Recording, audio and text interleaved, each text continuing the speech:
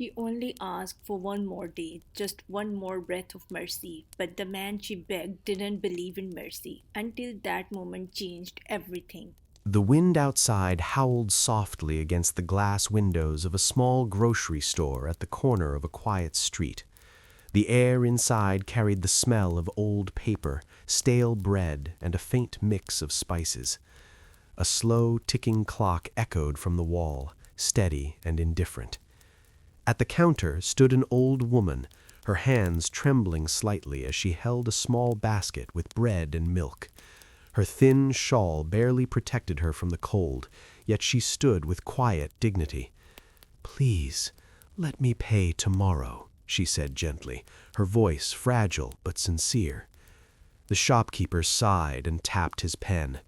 "You said that yesterday," he replied without much interest.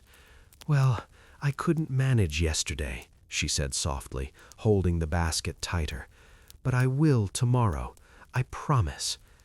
A soft chuckle came from behind her, sharp, not kind. She turned slowly and saw a man standing near the entrance, dressed in a perfectly tailored coat, his presence calm but distant. "Promises don't pay bills," he said as he stepped forward, his voice smooth yet cold. The shopkeeper straightened instantly. "Sir, I didn't see you come in." "You weren't meant to," he replied, then looked at the old woman. "You're asking for credit?" he asked. "Yes," she nodded faintly. "And you expect him to trust you?" Silence filled the space for a moment, broken only by the ticking clock. "I have no one else," she said at last, her voice steady this time. The man studied her carefully, then placed his wallet on the counter. "Add her bill," he said calmly. The shopkeeper quickly obeyed.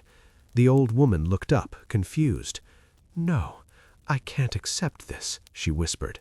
"You already have," he replied. "Just don't make it a habit of it." She said nothing more and walked out into the cold.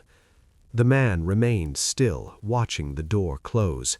Something about her silence stayed with him longer than her words. That night, in his quiet penthouse overlooking the glowing city, he stood by the window, lost in thought. "Please let me pay tomorrow," he murmured to himself, frowning slightly. Why does that matter? But somehow it did. The next morning he returned to the shop. "The old woman, who is she?" he asked. The shopkeeper replied, "Her name's Eleanor, lives alone, comes here often, always short on money, no family that I know of." He nodded and left, as if already deciding something. Finding her house was easy. It stood small and worn at the edge of the street. He knocked once. She opened the door and looked surprised. "You?" "I don't repeat favors," he said calmly, "so this isn't one." She looked at him carefully. "Then why are you here?" That question lingered. Not gratitude, not apology, just honesty. "I want to understand," he said. She stepped aside and let him in. Inside, the house was simple but warm. The smell of tea leaves lingered in the air, and a small fire crackled quietly. Old photographs hung on the walls, slightly faded but carefully placed. He noticed each photo was turned slightly away. "Why are they like that?" he asked. She smiled faintly. "Some memories are easier when they're not looking directly at you."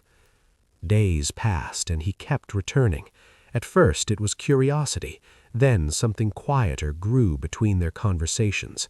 They spoke about life, loss, and survival.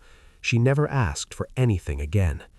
One evening, as rain tapped gently against the windows, he found an old letter beneath a book. He didn't mean to read it, but he did, and everything changed.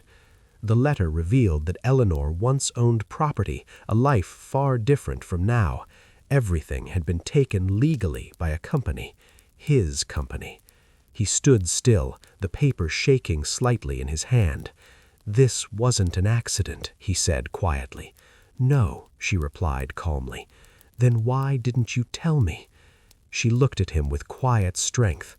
"Because I wanted to see if you would recognize me without the past." Silence filled the room, heavy and real. You asked for credit, he asked again, to see if the man who took everything could still give something back. He didn't defend himself, he didn't argue.